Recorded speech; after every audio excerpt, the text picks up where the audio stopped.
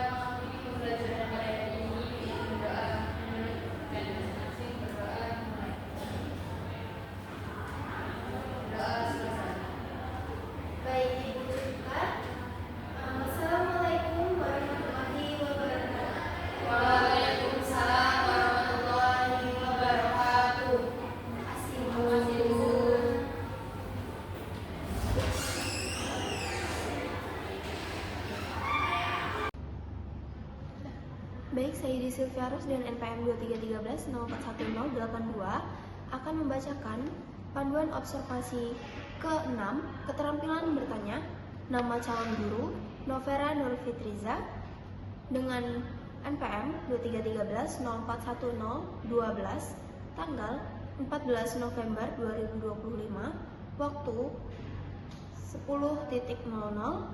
topik menyimak informasi kewirausahaan dari media elektronik. Komponen keterampilan 1. Komponen keterampilan dasar mengajar bertanya tingkat dasar. A.